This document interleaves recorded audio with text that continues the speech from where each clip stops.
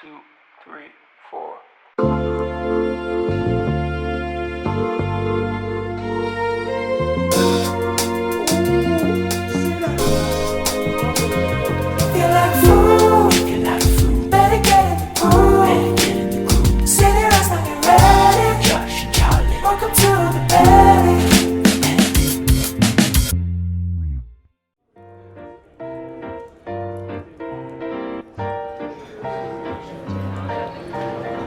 If an Englishman's home is his castle, then the pub is his church. One that's worshipped in not just once, not twice, but daily, nightly, and ever so rightly. London, a city with some of the world's best restaurants, bars and pubs, and more than 2,000 years worth of history. Today, we're going to explore the booze-soaked wood panel old man boozers of the city. Join me and my cuddly companion as we go to our favourite haunts in historic London. The Lamb and Flag used to be called the Blood Bucket. It was so famous for bare-knuckle boxing that they always had to mop up the blood at the end of the shift. It's not just boxing actually. The English poet John Dryden was assaulted here by a gang of masked ruffians. He basically wrote an article criticising the king and his mistress, and while he was getting a pint, they slammed his head down and attacked him. It's a lot safer nowadays, and it's a bit of a city boy haunt. Speaking of city boy haunts, let's head over to the famous Jamaica wine house. The City of London, with its gigantic banks and quirky skyscrapers, is probably the last place you'd think to find a historic pub, especially as it all burned down during the Great Fire of London. But tucked down this back alley is one of London's oldest coffee houses, where the very stock exchange itself was born. Now you can grab a pint or even some wine, but historically these coffee houses were alcohol-free, a place where men of all walks of life could meet to discuss politics, travel, the stock exchange. You'd think that'd be a good thing for 17th century London.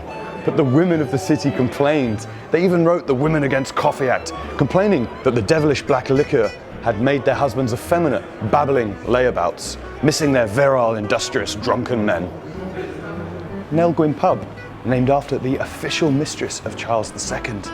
She actually used to sell fruit over in Covent Garden Market, just over there, until she was spotted by His Majesty and became the official mistress. But more importantly, for £3 on Wednesday night, you can get a pint of blonde. It's not just British history that fills our historic pubs. Let's find out about a time where London was the unofficial de facto capital of France. The French House.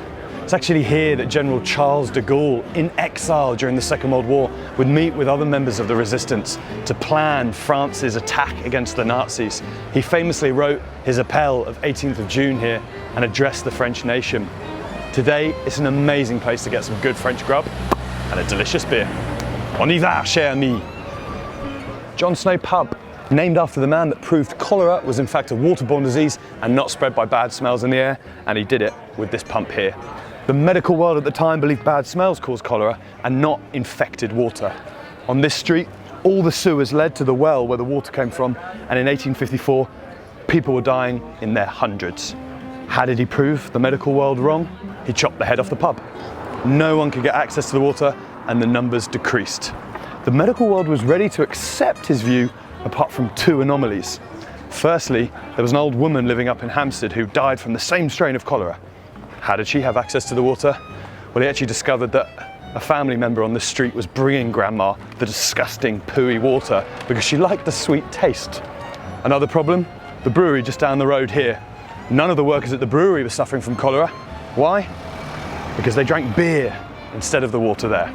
The medical world was astonished. Jon Snow had his way, and we have our pub. Cheers. From philanthropic physicians and their pooey pumps to pirates, we pedal our way over to Wapping for a whopping great big beer at the prospect of Whitby. If you want a pub that's full of historical legends of swashbuckling pirates, villains, vagabonds and thieves, look no further than here. From this very balcony, the local infamous hanging Judge Jeffreys would sit back with a cold beer and watch as those he'd condemned to die were hanged at this very gallows. And in fact, it's down there that local pirate Captain Kidd met his end at the noose. His crime? Stealing other men's boats. Mine? Ordering half a pint.